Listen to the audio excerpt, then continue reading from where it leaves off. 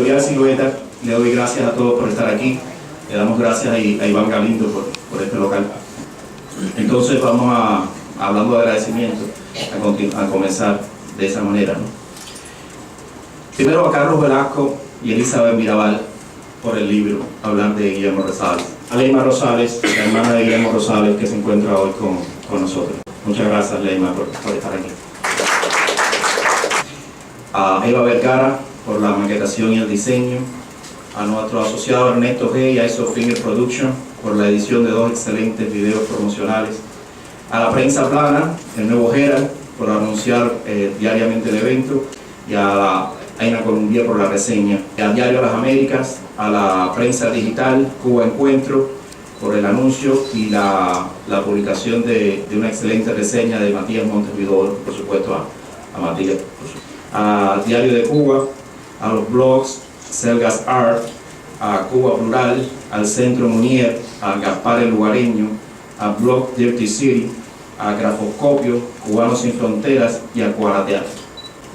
Hace unos días en una sobremesa, Carlos Velasco y Elizabeth comentaban sobre la historia paralela de los libros, ¿no? Que ellos a veces no la hacían porque a veces tenían un poco miedo que eso perdiera la eficacia del mismo libro, ¿no? Era más interesante a veces las historias. Pero como el libro no es mío, yo no tengo esos problemas. Yo lo que voy a hacer es voy a contar un poco cómo es la historia hasta la publicación. Al morir Carlos Victoria, nos dejaría a Eva y a mí una especial herencia espiritual, el afecto de su hermana finita en La Habana. Él le diría en una carta: cuando yo falte, estará Rodolfo para ti. Nunca imaginó que ese caos universal, que es el orden de todas las cosas, preparaba el camino para lo que vendría después. En un correo electrónico me hablaría finita de Carlos Velasco y Elizabeth Mirabal por primera vez. Son unos muchachos muy educados. Fíjate que tratan de usted a todo el mundo. Tienen la edad de tu hijo. Están fascinados por la cultura cubana del exilio. Sabían de la existencia de Carlos Victoria y querían leer sus libros. Mencionaron tu nombre por un artículo que hiciste sobre Carlos que alguien les trajo. Son encantadores. El problema es que son monotemáticos. Para ellos solo existe la literatura en el mundo. No hablan otro tema. Era tanta su pasión que le presté los libros de Carlos. Creo que hice bien. Me los devolvieron en una semana. Son unas polillas. Están loquitos. Visitar La Habana después de haber contraído finita una grave enfermedad sería terrible. Sabía que la vería deteriorada ya no era la misma. Y ahí estaba frente a ella, su fragilidad, su aspecto ajado. Los tengo fresco en el recuerdo de aquel día. Sentada en el sillón, sostenía el auricular de un teléfono. Al sonido del timbre, afirmó: son Carlos y Elizabeth. Les dije que me llamaran, que vendrías hoy. El acuerdo fue que al terminar la visita, nos veríamos en mi casa en 1 hora. Mi egoísmo no se percató de que llovía a cántaros. Esto no fue un impedimento para ellos. Según un poeta amigo, aunque me doliera reconocerlo, debo admitir que trasladarse del auto en Alcotorro puede resultar casi un viaje interprovincial, teniendo en cuenta lo destruido de las calles y el paso inseguro de un inefable camello. Venciendo todo obstáculo y para mi asombro, Carlos y Elizabeth arribaron a la hora acordada. El aguacero era intenso. Las capas que los cubrían no habían cumplido a cabalidad su labor. Estaban empapados de la cabeza hasta los pies, y no es una imagen literaria. Lo curioso es que protegían de la lluvia un libro. Lo sacaron lentamente y pude divisar que se trataba de una antología semiclandestina comprada en la Plaza de Armas, pagada después de un difícil regateo, una compra que los privaría de satisfacer otros gustos menos espirituales. Para hacer ese sacrificio en ese país había que sentir verdadera pasión por la literatura cubana en el exilio. Era una antología titulada Cuentos desde Miami, y en ella descubrieron a muchos escritores que les habían sido ocultos a su generación. Conocían sobre Reinaldo Arenas, Carlos Victoria, Esteban Cárdenas, los hermanos Abreu, Guillermo Rosales y un largo etcétera. Al escucharlos me di cuenta que aprovecharía mucho más ciertos libros que llevé con otros destinatarios. Me lo agradecerían efusivamente. Con el tiempo creció la amistad en la distancia.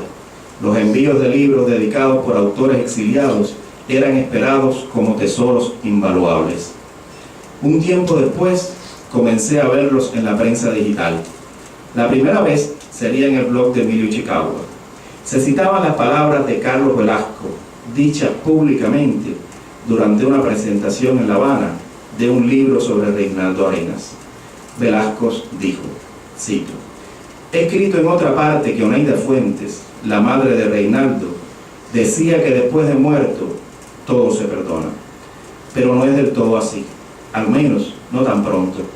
No se le perdonan fácilmente muchas cosas a Reinaldo Arenas, su militancia política, su abierta homosexualidad, sus injurias, por ejemplo, pero sobre todo cuesta perdonarle su enorme talento, su entrega sacerdotal a la literatura y su éxito.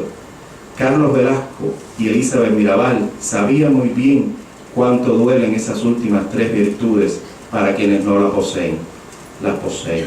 A ellos tampoco se las perdonaría mucha gente. Cuando los vi nuevamente en La Habana, me sentía devastado. La muerte de mi madre era inminente. Carlos y Elizabeth me recordaban esa vitalidad que transmite la literatura. Ellos estaban ese día terrible. Las lágrimas de Elizabeth estuvieron allí, junto a las de mis hermanos. Tiempo después, vino un encuentro más feliz. Vimos juntos el documental de Yana Bokova, donde escucharon la voz de Carlos Victoria y de Arenas por primera vez. Se mencionó entonces a Guillermo Rosales y un trabajo del que me habían dicho que le faltaba poco por concluir. Accedieron en dejármelo leer y decirles mi opinión. Parafraseando al editor de La Conjura de los Necios, he de decir que al comienzo me pareció magnífico que fuera bueno. Cuando proseguí, me asombró de que fuera tan bueno. Y al finalizarlo, quedé con la fascinación que provoca un excelente libro. Carlos y Elizabeth hacían una fusión entre crítica, testimonio y crónica novelada, sin que quedara costura alguna para ver un descosido. Entrar en el mundo psicológico de Guillermo Rosales, en su contexto histórico, en sus fobias y sus pasiones, con el peligro de caer extenuado por el ejercicio de ese viaje, es uno de los riesgos placenteros que se corre al leer este libro. No hay camisa de fuerza impuesta ni autocensura por sus autores. Escriben con entera libertad y la transmiten. Los testimonios de los amigos de Rosales de aquel entonces van armando el retrato de la compleja personalidad del autor de Boarding Home. Les advierto a los lectores que pueden escandalizarse con algunos, pero es un buen ejercicio de tolerancia. Lo digo por experiencia sentida. Además, eran los amigos de Rosales. Carlos Velasco me preguntó, como suele hablar, como a quien no le alcanza el tiempo para decir todo lo que quiere. Y Elizabeth, más callada y sorprendiendo siempre con sus agudos juicios y su voz infantil y firme a la vez. ¿Usted ya no se buscará problemas si publica este libro? No le contesté en el acto. Tampoco quería repetirle la monserga de que vivo en un país libre. Ellos se referían a otra cosa. Y confieso que mi único temor fue perder el afecto de amigos muy queridos. Pero no puedo condicionar el afecto a la libertad. El miedo a buscarse problemas es el alimento para el despotismo. Llenó nuestra historia literaria de periodos muy oscuros que no cesan. Carlos y Elizabeth habían tenido el coraje de escribir este libro dentro, de abrirse espacio en su búsqueda de proscritos, con el recelo de instituciones gubernamentales, con sospechas de adentro y de afuera. Para mí todo sería más fácil. Y ahora sí cabe el lugar común y la obviedad, porque vivo en un país libre. Es llover sobre mojado mencionar los ataques recibidos de un lado y del otro, por pretender adelantarse al futuro inevitable. He de ser, como decía Rimbaud, absolutamente moderno y aprender, más que condenar, de su juventud, que solo padeció la historia que hicieron sus mayores. y de la que no son culpables. En un acto herético han pretendido reconstruir el mundo literario que les fue negado. Se han enfrentado a los límites que impone la precariedad en su país, a la censura, siempre actuando como una espada de Damocles, a la miseria moral de injustas condenas. No les ha importado que al premiarlos desde adentro podrían algunos interpretar como un proyecto de institución un logro personal. Como no les importa ahora que al publicar de este lado en la editorial Silueta no sería mencionado su libro en ninguna prensa oficial, ni digital, ni plana de su país. Para ellos solo existe el regocijo de haber realizado un excelente libro. Para ellos, ya me lo había advertido Finita, solo tiene valor la literatura.